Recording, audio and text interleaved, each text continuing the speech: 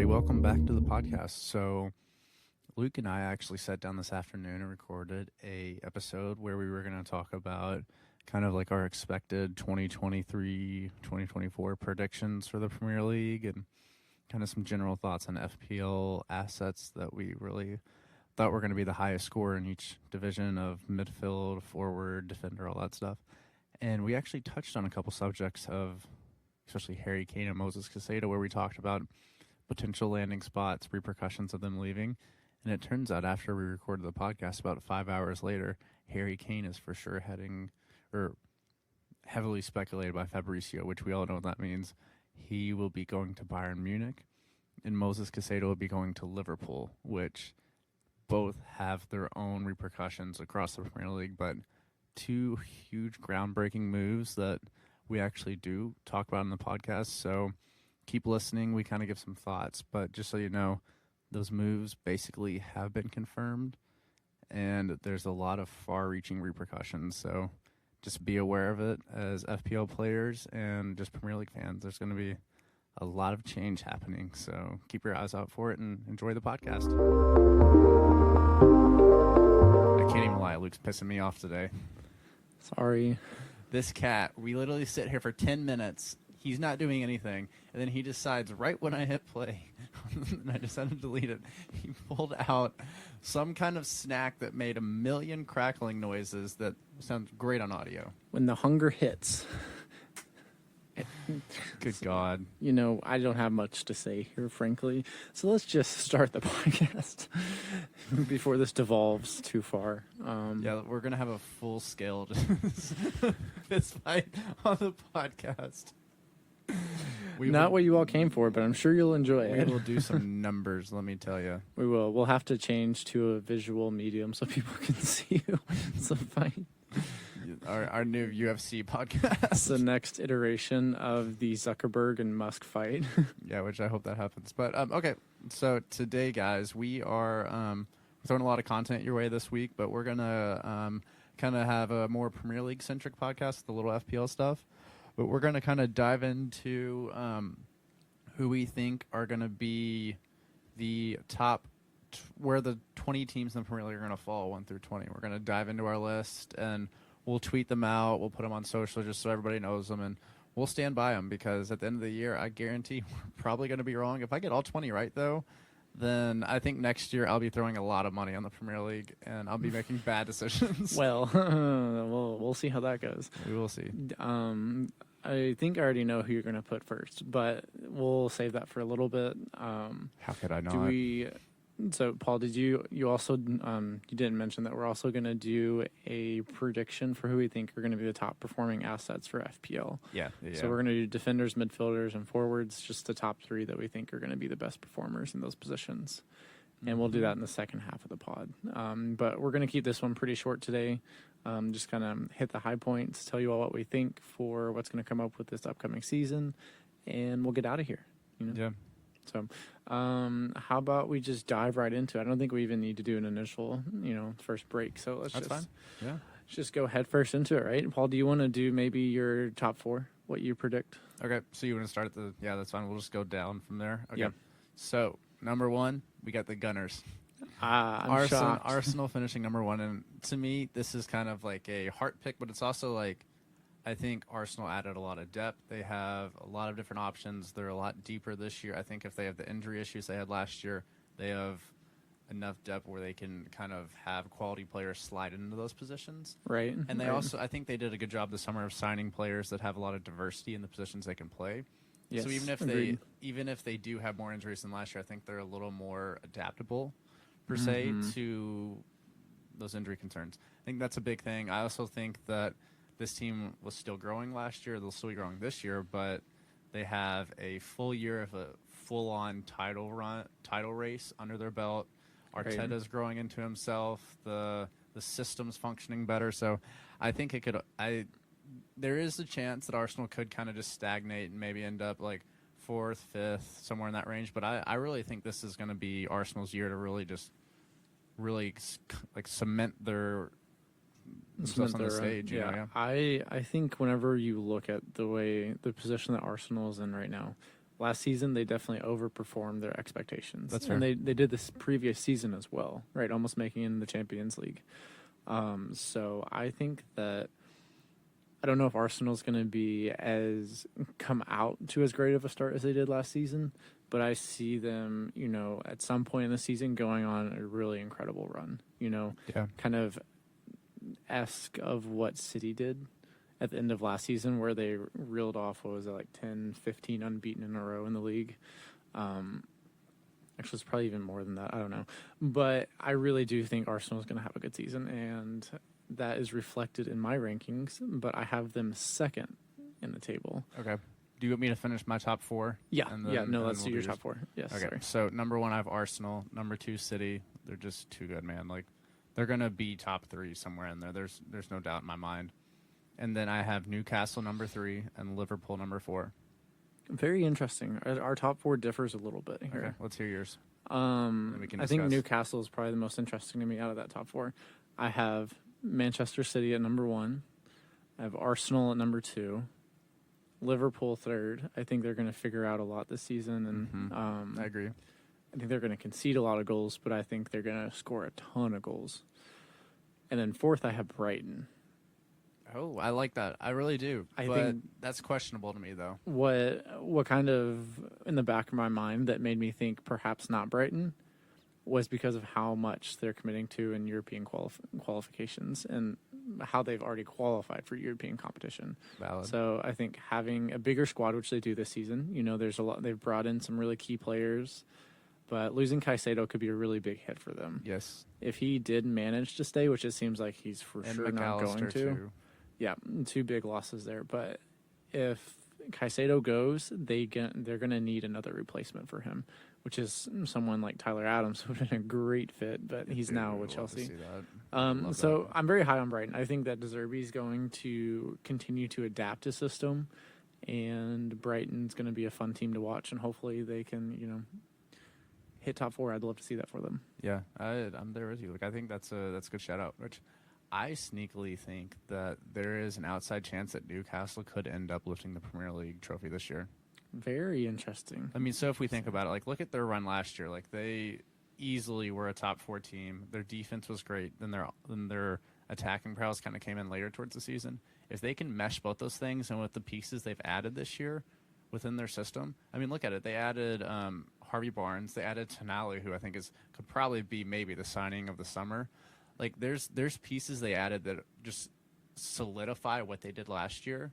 And I think you could see sneakily, like, as the season goes on, we're going to be like, oh, shit, why weren't we higher on Newcastle at the beginning of the year? And they've also added Livermonte from Southampton on the left back. Yeah. He was a could Chelsea really academy change. guy. Yeah, he was. He could really change the way in which Eddie Howe's playing with this team, because they've had Dan Burn always playing in, like, kind of playing back as that center back, as a kind of untraditional left back, and allowing Trippier to go forward. But it would, if they decide to go more attacking and play with Trippier and Livermonte going forward, then that could be really exciting to watch, and could change their eventual position in the table. Yeah, dude, I think that's pretty exciting. I think I think Brighton's kind of the same case too. Like, I think if they keep Caicedo, then. And I don't think they are. He was sitting think out of they practice and I don't not think training they with will, the team. but So they really should try to keep him as much as they could. But if he wants to go, they probably should just sell him, get the money, and redistribute. we are recording this podcast the Thursday before the deadline. Yeah.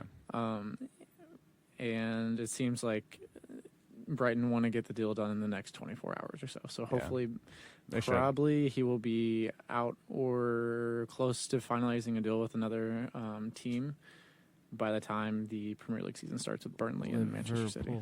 Liverpool. That would be so exciting. That would be so fun to have. him Yeah, at Liverpool. I would He'd love be that. perfect for that I'd love team. that would be Okay. good for the Premier League. I Yeah. agree. So, Luke, I'm going to go through, I'll read 5 through 10 Okay. teams I have. So, number 5, I have Manchester United. Number 6, Brighton. 7, Spurs. 8, Villa. 9, Chelsea. 10, Palace. Interesting. Okay. Yeah, I think our rankings are going to be somewhat similar. So for 5 through 10, I have Manchester United in 5th. Mm-hmm. I have Newcastle in 6th. Ooh. I have Chelsea Naughty. in 7th. Aston Villa in 8th. Spurs at 9, and Brentford at 10. Okay. A lot of people are really low on Brentford, and I am currently low on their FPL assets just because there's a lot of turmoil, not quite I sure don't know, how dude. things are going to go. But I do see Brentford as a club that will figure it out. And if they have to adapt systems, and Tony will be coming back in January. So But that's a long time. it is, right? I mean, that's Like over I half the think season. they're gonna miss out on a lot of goals without Tony, and he helps facilitate so many things they do up front. Yeah. Like is that hold up man that can help He create off is long balls the played to him. Like epitome of a talisman. yeah, Right? He is that person who represents their entire system, how they want to play. Without him, they're going to struggle big time. yeah. I mean, he just has a real knack for just like knowing what's gonna happen and putting money on it and making money off it. Like it's crazy. Loves to roll the dice, right? Some would call him a prophet or a gambler. I don't know what to even call it. Wonder if he's in the profit. But kind of going back to Brentford, like my biggest thing too with what they're trying to do is I don't think they have a profile that is similar to Tony that's going to be a part of his replacement team. They're gonna So have to adapt. They're going to have to change their system. And I mean, like the game we saw when we were in Maryland. Like I mean, they were up 2-0 on Villa, and then the game completely switched. Which I realized was preseason friendly, blah blah all this stuff. But like, I think you could see a lot of that from Brentford this year because they're gonna like they love absorbing that pressure, but like without Tony, it's gonna be really difficult for them to do exactly what they want It to will do. be. So Yeah, exactly. Paul, do see. you want to go through your 11 to 15 rankings? yeah, so 11 I have Brentford, 12 West Ham, 13 Forest, 14 Fulham, and 15 Burnley. Very interesting. West Ham is a lot higher than I have West Ham on mine. Yeah, go ahead. We can Is talk. that- You okay, do yours, and then we'll All right. talk about West Ham. For 11, I have Everton. 12. What? Just calm down. Oh my! Get out. 12 Fulham. 13 Bournemouth. 14th Crystal Palace. And 15th Burnley. I have no words. Which one is the most astounding to you out of these? Which one do you think is Everton? Why would I think Everton could have a really good season. For one, I think Dan Juma is going to be an excellent signing if he can stay healthy. If he can stay healthy. And I think having an entire preseason for Sean Dyche to work with his players, develop the squad, and working on exactly how he wants them to play, I think Everton's going to have a lot better of a season than they did last year. Listen, I really think Sean Dyche is the kind of manager that comes in a desperate need, changes things, gets you through a relegation fight. Let's see if he's going to do it for a whole season at Everton.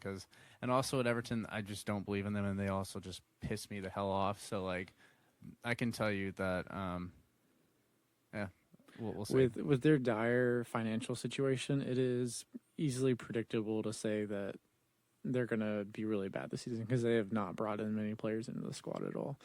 Yeah. So, it is, kind of a long shot for them to end up at 11th, but I wouldn't be shocked to see something like that. We'll see. Yeah. We'll see. Okay. Well, that is interesting. West Ham. Why do you have West Ham so high up in the table? I don't know. I think that's a team with a lot of talent, and I realize they just sent out their best player maybe in the last 15 years of Declan Rice. But this is a team that has the ability to score goals, and I think that's really how you stay up. Like, I mean, you have to defend, but I think they have the ability to create goals. They have a system they all understand, and I don't know, with the teams that I think are going down, I just think, especially I think West Ham's going to surprise people. I mean, they were, if you look at them like 2 years ago, they were they were in Europa League. Yeah. Like there's a pedigree. they in just this, won within this Conference team. League. Yeah, like they can find it.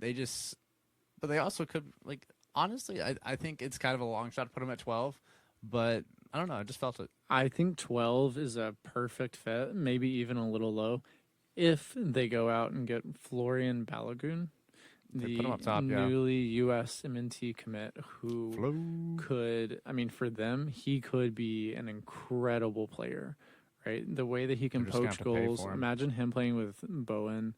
And then whoever they're going to play on the left. Can we talk about Luis Paqueta going to Man City? Like, what the hell is that? Was that a fake report that they were going to pay 101? No, that is true from what I've seen. I've seen it from multiple different reliable sources. Like, I mean, I realize that the Paqueta is a immensely talented player that can help create all these things, but like for that, like I'm gonna look up his 101, stats real fast. like keep going, but I that is simply baffling to me. Like that's almost what like Man City paid for. Like they paid a lot less than that for Holland.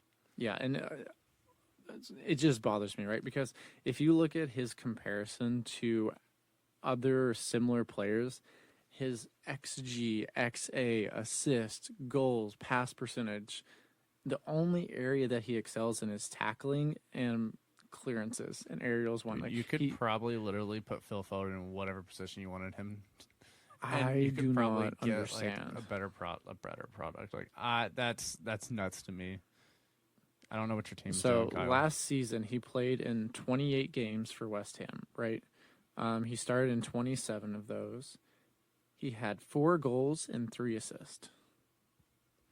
I don't know if, because he's a Brazilian, there's an extra £50 million additional fee on this, but it blows my mind, and I do if he not was understand. American, he'd be worth £10 million.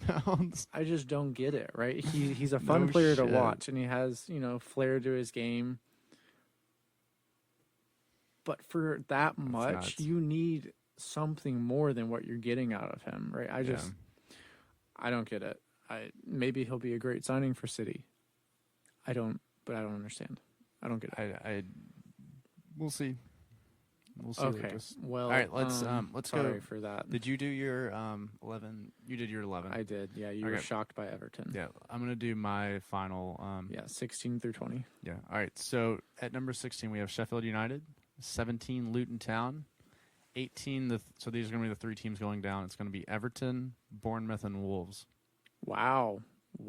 All 3 Premier League teams going down. Not even promoted sides. Yeah, let's hear what you have to say, Luke. Okay. Well, I want to dive more into that. But so for 16, I have Forest. I have West Ham at 17. I have Wolves at 18 being relegated. 19th in the table, I have Luton Town. And then 20, I have Sheffield United. Basically, the reason why I'm making this decision is I don't know enough about these newly promoted sides to say whether I fully think they're going to stay up or go down. And it's really difficult to break into a top flight league and fight your way out of the bottom and avoid relegation. So I think it's going to be really difficult for these 2 teams, especially Luton and Sheffield. I hope that they can come up and stay up, but I'm not optimistic from what I know at this point. I think we've kind of seen just from the last 5 years of what Luton's done as a club.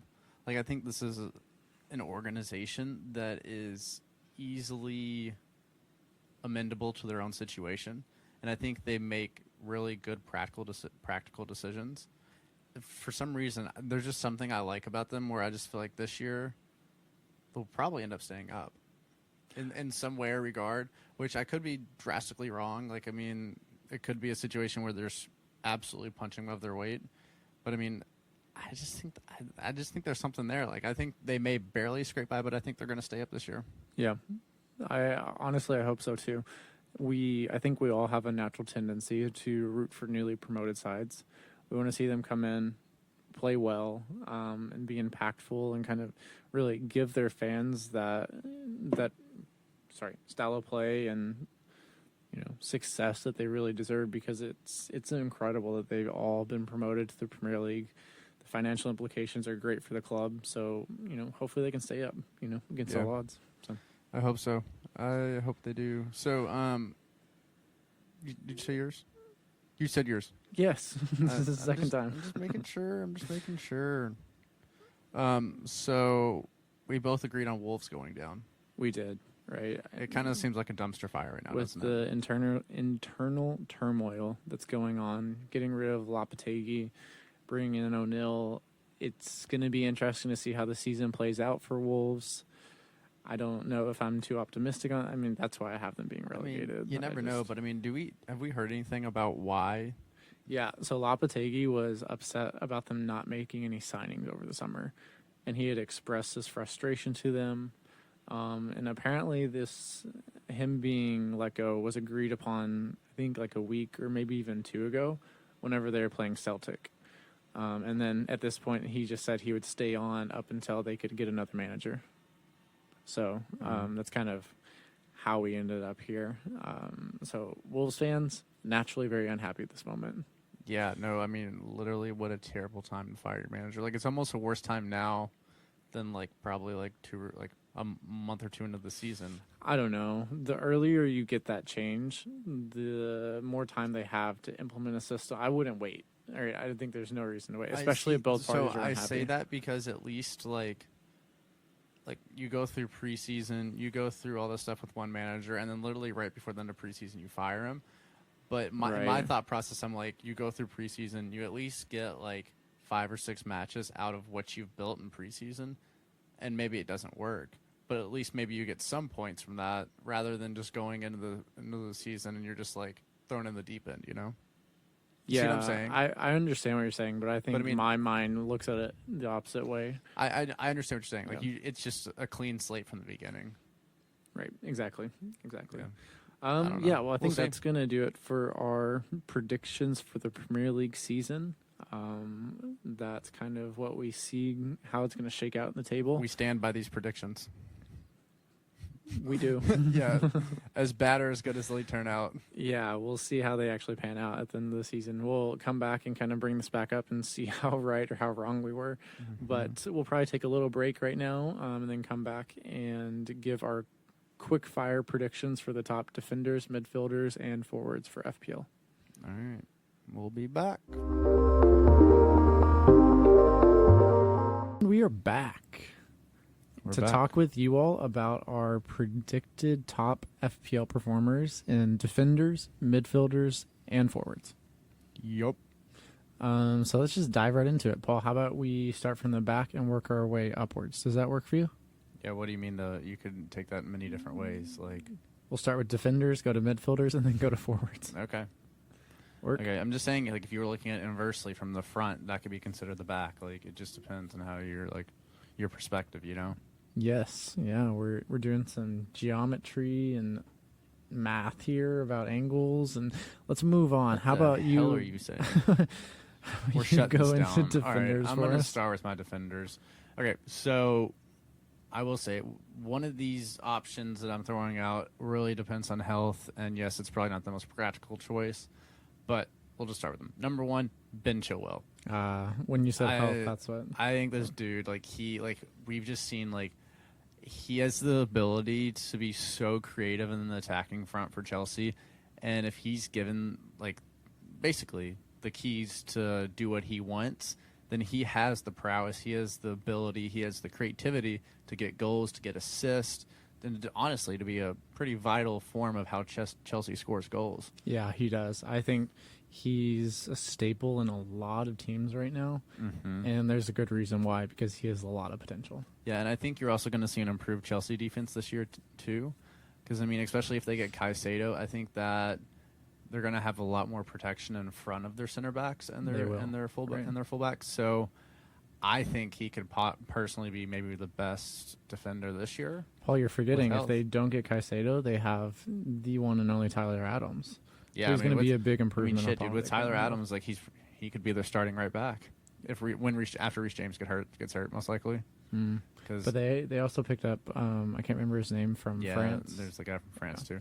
But I'm just saying that I think they have a lot of really good defenders on that team. Yeah, especially once they get Caicedo. So we'll see what happens with them. Who do you think, Luke? Paul, let's actually just have you go through all 3 defenders, and then I'll do mine. Okay. So, and then number 2, I have Trippier, just kind of for the reasons we talked about earlier with Newcastle, and I think he's going to be involved with stuff which early on as an FPL asset we really don't love him, just because Newcastle has a terrible stretch in the beginning where they play a lot of teams that are probably going to get goals against them. I could see them probably winning those games, but clean sheets are going to be here and there, and probably not something we'd want to bet on as managers. Agreed. But over the course of a season, I think he's probably still going to prove to be one of the best FPL assets out there. Yeah, he for sure will be. I think that he's going to be an amazing person to own in teams, and he'll definitely be in mine as well. Yeah. And then next I have the man himself, Trent Alexander-Arnold, especially if we're kind of questionable now if he's going to be playing that midfield role. But if he's in that midfield role, then he is going to be somebody that we really can't miss out on as FPL managers. Even if he's not playing in that midfield role, he still shows so much promise. He does, because he bombs forward, right? But if But he's from a playing as almost a clean- center back, it's scary. but from a clean sheet perspective, like Liverpool last year just absolutely leaked goals everywhere. And they've been that doing could that in the change. preseason as well, too. That could change, but I mean, also, yeah, I mean, like, If, say, they get Lavia, that would be a big help for them. If they can swoop in and steal Caicedo from Chelsea. yeah, if That they would got Caicedo, that would be awesome. For them. Rumors are heavy that they're going to bid for him. I don't know if they're going to get him or not, but We know Liverpool don't like to bid that much, so no, they would have to definitely jack up that price a little bit. yeah. But order for them to be- yeah, those are my 3 defenders. I think all probably, in my opinion, end up probably going to be the highest scores in FPL this year Yeah. for defenders. I think that's a great prediction. Who's your there. list, Luke? So first, I have Trent Alexander-Arnold. I think he's going to have a fabulous season with Liverpool, but I think a lot of FPL managers out there are going to be very concerned about how they are, how they are going to be able to fit him into their teams with that £8 million price point. It's going to be very difficult for people to get him into it. And then secondly, I have Pedro Porro. I think he's going to be an excellent choice for people to have in their team. So when you think about it, right, with Pedro Porro, the main concern that I have is I'm not sure if he's going to play or not. I think there's a little bit of worry about expected minutes, but if he's on the pitch, I feel amazing about his opportunity to maybe get some clean sheet points. Do you think he's going to be one of the highest performers, though? I do, yeah. If he's playing and starting consistently, I think he could be one of the highest point performers from a defender perspective. I don't know, dude. Yeah, if we look at what he did at the end of last season, I mean, he had 3 goals, 3 assists that outperformed Shaw, John Stones, and those are 2 of the top picks right now. I just don't think that Spurs are going to be that great from the back, though. Like Honestly, clean with sheet perspective, with like a lot of these teams, when we're looking at defenders, we're not. I mean, any clean sheet that you get is seen as more of a bonus for me, right? That's why I'm picking players that are attacking, going forward. You know. Well, I mean, that's the thing that made Trippier so good last year was that he had like the attacking returns and everything, but I mean, he also racked up a lot of clean sheet points too. Yeah, but then that kind of fell off at the end of the season. It did, but he was still a really good performer. Because he had those clean sheets behind him. Yeah, he did, but I think his biggest differentiator was the bonus points. Yes, and Pedro I get Porro, that. someone who I think can make a ton of bonus points with the way he plays and gets forward. Yeah. So that's kind of my prediction. You know, it's maybe a little out there, but something that I think is very possible.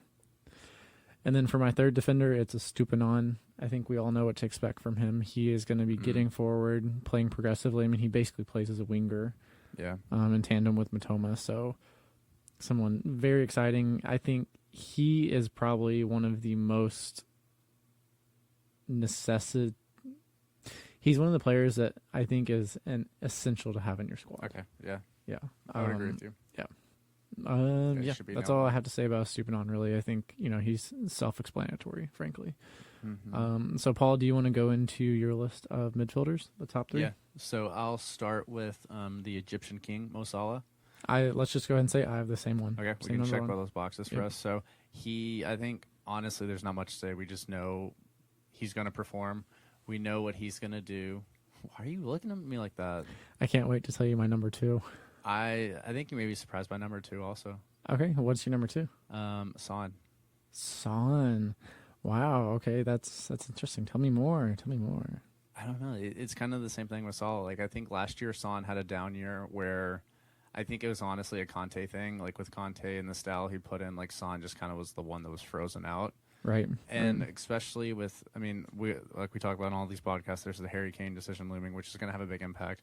But I think if Kane stays, I think Son's going to have a massive year with them kind of having a renaissance of, like, that partnership. And you throw James Maddison in there and then Richarlison or Kulusevski, whoever it is on the right. Like, that's going to be a really good start, like, attacking foursome right there. Yeah. And Son's just somebody, like, he scores crazy goals. He also is just in great positions all the time. Mm-hmm. And I think he's going to, how do you say their manager's name? Postecoglou? Postecoglou. Postecoglou, You're close. Yeah. Yeah, he's going to give. I think he's probably going to let Son kind of be more of himself and kind of let him just kind of not do what he wants, but like play more in his natural position. Put him back in like positions he's comfortable, I think building off what you're saying, right? Whenever Son was playing in Conte's system, he was so far wide.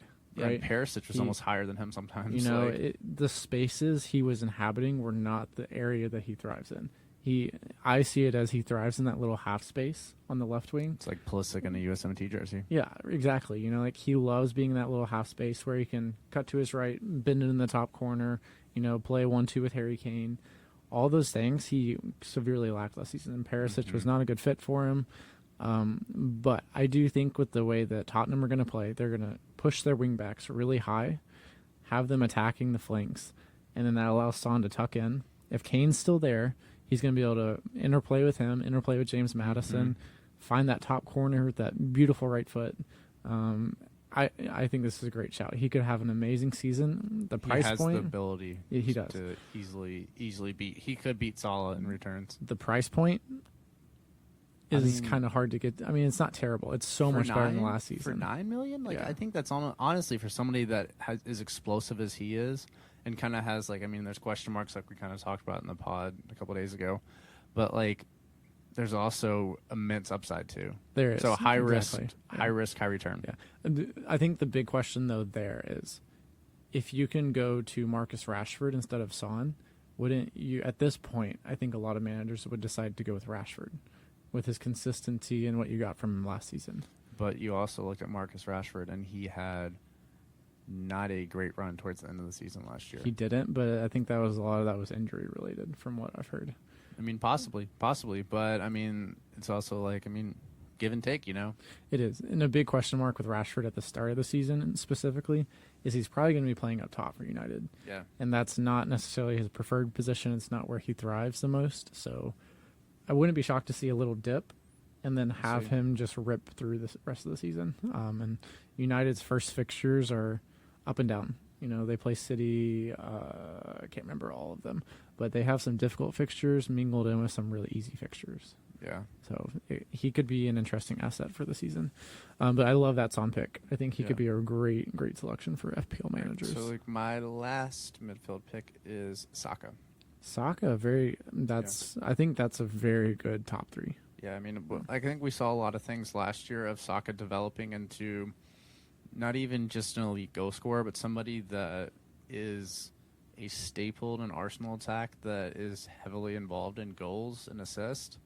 And there were so many times last year that he scored goals where it was just like, where did that come from? Like, he just has that knack of, like, putting the ball in the back of the net with his right foot and his left foot. Like, it's kind of crazy. And he's on pins. What was the goal he scored against Manchester United home where he just bent the ball all the way around De Gea? Do you remember that, where he hit it with his left foot? Yeah, that was the one we were watching in Orlando. We were at FanFest in Orlando. And that is just the quintessential Saka goal. You know, he cuts in on that left foot and just beautifully hits it home. So I think he's going to be a great asset this season. So that's a great shout. Yeah, dude. Well, let's hear your midfield. So, number 2, I have Phil Foden. Get the fuck out of here! You did that. To trigger me. I cannot believe you. I am fully on the Phil Foden hype train. I think that the Community Shield. Can we like put some money on this? I will put down. I'll put down $15 right now, telling you that I think Phil Foden will be in the top 3 of fantasy Premier League scorers in the midfield. I'll take that bet any day. $15. All right, deal. You're on. Deal on the pod. We shook on it. If we could reach each other, we're on the pod. All right, Foden, top 3 FPL. You got I'm writing that down in my notes. So I think that Foden is going to have a breakout season because ultimately, from the way I see it, this is a make or break season for him at Manchester City. If he goes into the squad, puts in really good performances, keeps, in the manager's good graces, I think we could see, his best goal and assist contributions out of the entirety of his career. The pairing there with Haaland One of the big things is he's got to square the ball whenever he has a 1v1 with the keeper and Holland's free. You saw him He's in gotta the do that. Community Shield. Like, it's the same shit. Like, it's the same shit with Havertz. Well, that wasn't the Chelsea Community fans. Shield where that happened. I think that was an early No. preseason Like the friendly. Community Shield where he subbed in and he was in really good positions and he just couldn't finish.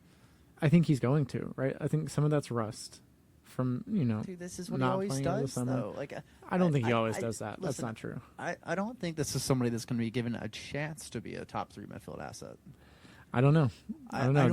I don't think per minute he's going to have the ability. This is a long to get shot. close. It's a long shot, but I really do have a gut feeling that this season's going to be excellent for Foden. He's not going to have. I'll also put $15 on this. He's not going to have the minutes that Rashford, Saka, Salah, Son, Madison, maybe Bowen. Like I see, there's probably maybe 10 to 15 people that could probably finish above him in points. Right. Okay. Well, that's fair. That's a fair assessment. But at the same time, the number of goals that City are going to score this season is going to be ridiculous. With how solid they are at the back now. They also lost a lot of attacking talent, though. They did. But I mean, what? And They have KDB Grealish, and KDB, Alvarez. But KDB's also coming back Foden. from an injury. And I think he's questionable to play. He's He's questionable to start against Burnley. So the way that he's healed and came back has been pretty impressive apparently. But I think Foden back to Foden. Come on. I see him having a breakout season. And if he does not, I think he's going to be going elsewhere, somewhere in the Premier League, frankly. Because at this point, he has to be fed up of not starting, the in and out of the team. His relationship with Pep has probably struggled in the past, if I had to guess, due to not playing. And I think Pep Guardiola is pretty demanding of Foden with his expectations for what he thinks he can do.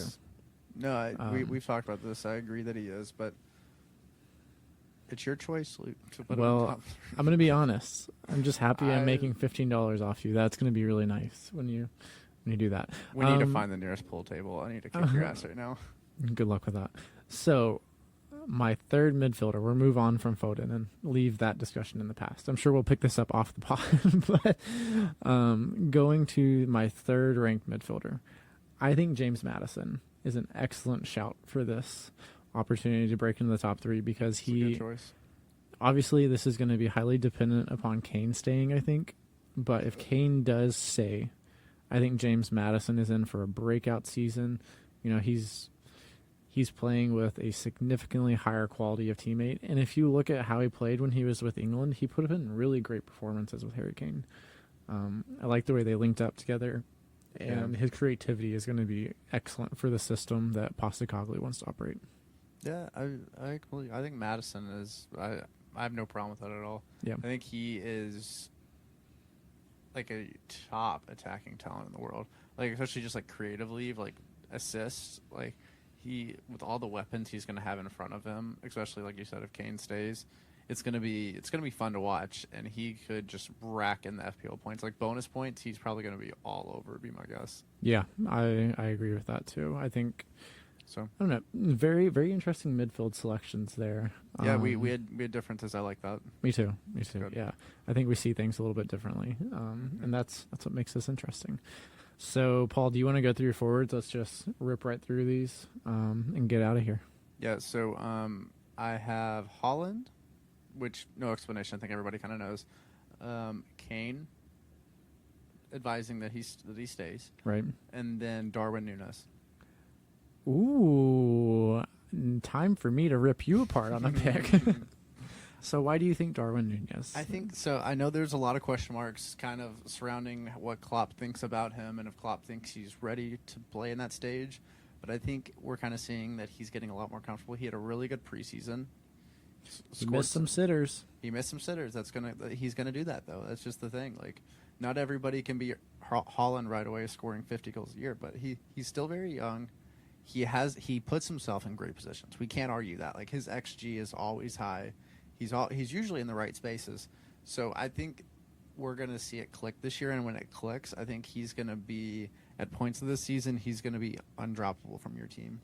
Because look at my thing is, if he can lock in a starting spot in this Liverpool attack, then he's gonna have so many people around him creating for him that a lot of it's gonna be just like tap-ins or close finishes. Which, yeah, right. I definitely. Which he's a big body. He's good for that. Like, part of me sees that argument as well, right? I see, there's a world where Darwin goes out, has an amazing season, bags a couple goals early on, and builds that confidence and develops in that player that Liverpool really thought they were getting. mm-hmm. But the other part of me, I'm a little doubtful, just because I think if he doesn't get those minutes early on, his confidence drops a little bit. It's going to be really hard for him to break into that team, into the starting 11 consistently. There is a lot of contention for those spots. I do agree with you, Luke. Yeah, and I think it's even worse at Liverpool than City with their rotation, with how many great options they have in the attack.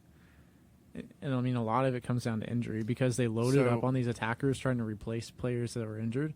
And now they have a wealth of options that, maybe if they didn't have one or two, they'd probably even be better off. So I think another aspect of it, too, that is either going to be really helpful or harmful for him. Without Liverpool being in Champions League, there's not going to be as much squad rotation. So if he locks in a spot, he's probably going to be more than likely to play in more Premier League games than he would have been with Champions League. Yeah, that is a good point. But they do have other competitions they will be playing in England. Yeah. No, they do. They absolutely do. But I don't know. He's somebody where if I think if he gets the minutes that he should this year, or that he possibly could, I think he's going to be a really good FPL asset. He did have some really solid game weeks last season. He did. But the big thing there is you had to time it exactly right. Because if you were sitting with him in your team for 10 weeks, he has 1 or 2 good weeks. And the other remaining 8 weeks, he's just burning a hole in your team. Especially with the cash that, you're investing in him or missing out on other Liverpool assets. So I like that. That's a really solid top 3. I think if, just to kind of add on to that if Kane does move on, I would probably have to put Ollie Watkins as the final one there. That's a good one. Yep, I like that. But that's mine. What do you think, Luke? So for my top 3, I have Harry Kane as number 1 if he stays in the Premier League, which please. Please. I know I'm trying to do something. Stop, I'm doing something. If I can't have this, I think I'll die. We just put out a lot of references for you. If you got any of them, props to you, because that means you're consuming the right content. I think the best one was The Succession. That was a good one. Shout out Kendall Roy, the OG. So, my top 3, right? Kane, Haaland, and Jesus of Arsenal.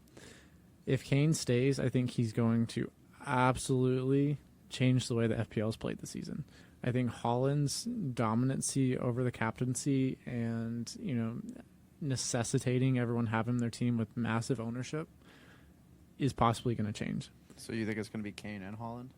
I think Kane number 1, then Haaland number 2. Yeah, I think. You think Kane's going to overtake Haaland? I do. I think he's going to be explosive this season if he stays there, as opposed to last season where he would tick along, get a goal pretty much every game week. Yeah, maybe have 2, 1 game week, rarely here and there.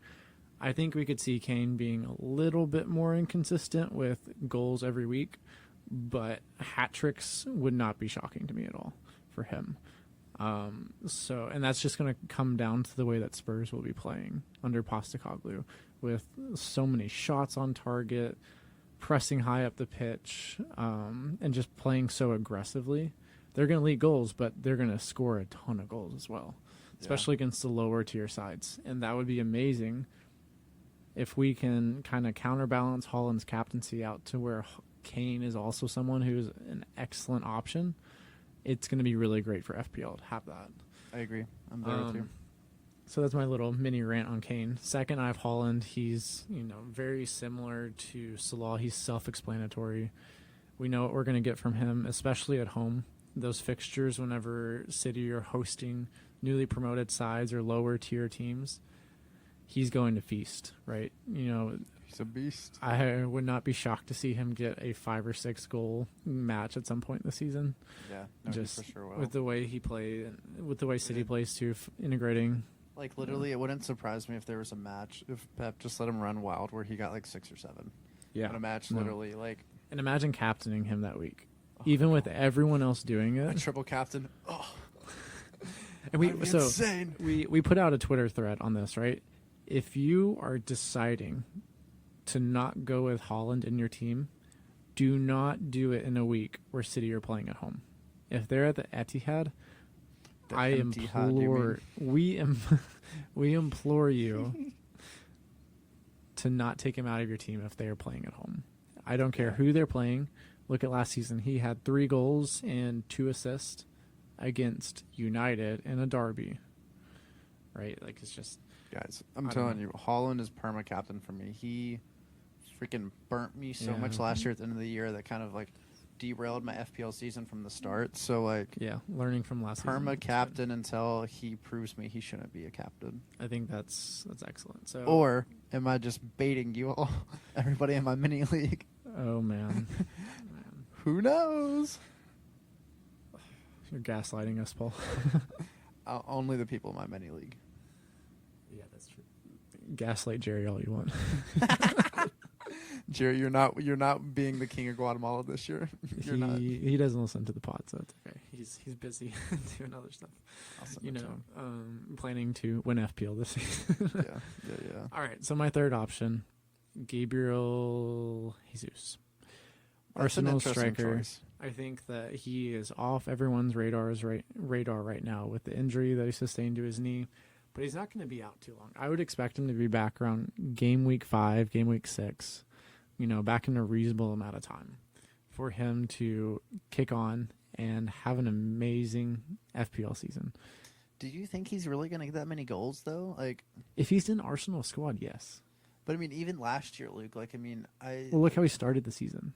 I mean, he started off very well, but towards the end of the year, like, he did fall off, right? But I think that's because teams are playing Arsenal differently. Teams are going to have to adapt to how Arsenal are playing without him. Then when he comes back in, he's going to give them a fresh wind and offer, different versatility that they don't have without him there. Although if Havertz does go out, perform the way that I think he could in best possible, performances, Jesus may not even come back to a starting spot, and my list will look really stupid. Like, think about this. So he only had 11 goals and 6 assists last year. And, like, to me, like, his biggest season for City was 14 goals and 7 assists. Like, to me, that does not outshine, like, Holland, Kane. I think Darwin could probably end up with more than that. Like, my proposition here, right? Or Watkins, too. A lot of those 11 goals and 6 assists, they came early on in the season for Arsenal last year. But do we think he can be healthy the whole season too? Like, he already has issues. I don't know. That's a big question mark. But in this situation, I'm assuming that he comes back, stays healthy. What I'm saying though is if he comes back and he can capture that form that he had early on for Arsenal, he could. I wouldn't. If he puts the ball in the back of the net like he should, he could get to 15, 20 goals. I wouldn't be shocked by that. Yeah. Just with the way Arsenal play, I think they're going to be even, more progressive with their passing, with ball distribution. I think Arsenal could have a great season. He could be a big reason why. So, yeah, that's valid. That's valid. All right. Well, that is the entirety of our defenders, midfielders, and forwards that we think are going to perform the best in FPL this season. Mm-hmm. Paul, do you have any closing thoughts for our listeners? I think that we all need to remain calm and not lose our shit that the Premier League's back, because I am trying to be more of a level person, and I'm not trying to go highs and lows. So I'm going to remain calm, but I'm so fucking excited. I can't wait. Like, the thought of Burnley and of City playing tomorrow, I just feel like a little kid before Christmas, Like, I'm ready to run down and open up all my presents and see what I got. Like, it's so exciting. It is so exciting. I know that's what we're, ultimately really we're so excited for this season to start. That's why we're cranking out, 3 pods in the span of about 6 days. I think Marina's also about to break up with you two for this. So. I love that's the second time that's been brought up in the pod. That's awesome. Marina, if you're listening, let's not do that. Let's not listen to Paul. Don't listen to him. He doesn't know what he's talking about. Come on now. How dare you, sir? All right. Do you have any closing remarks, Luke? Besides, My closing remarks. One, as I said earlier in the pod, I really hope Harry Kane stays at Tottenham. I think that's going to change the way we play FPL this season. Yeah. Two, I feel bad for Tyler Adams. I don't want him to go to Chelsea. Yeah. But good God, don't get me started. Why'd you bring up Chelsea in the pod? The vibes are so good. All right. So in three, my very closing point is, with FPL, we can get really into the weeds, dive into all this data analysis, look at how teams are set up, but ultimately just play the game where you have the most fun, right? Go do the best you can. If you can commit, 10 minutes to it, still have fun in that 10 minutes, because that's why we do this. We do it because we enjoy it. We love FPL. We love the Premier League. And honestly, it's something we're passionate about, and we hope that you guys can, see our passion, and hopefully that comes across through to you all every time you listen. Like Luke said, play the game your way. I think that's really important. Mm-hmm. Like, some people are data, some people are eye test driven, and some people are just, I'm going to log in 5 minutes before the deadline. And you know what? Whatever works for you, do it. However you want to enjoy the game, enjoy it. But also, just have fun. Like, it's such an enjoyable aspect of the Premier League and how we experience it as fans. So the last closing point I want to make is, don't get too crazy with your game week 1 squad. It's something that I was cycling around a little bit the last few days, and he was driving me nuts. It's not worth it, right? Start out with maybe 1 or 2 differentials in your team if you really feel that that strong about specific players, but just play it safe. Get a nice steady overall rank, and then from there you can differentiate yourself later on in the season as we have more data to look at. So absolutely. All right, well, we will probably be cutting it to a close right here, but I hope everybody enjoys their first Premier League weekend and stay safe out there. The Prim's back, guys. Enjoy it. Thanks for joining us. See ya.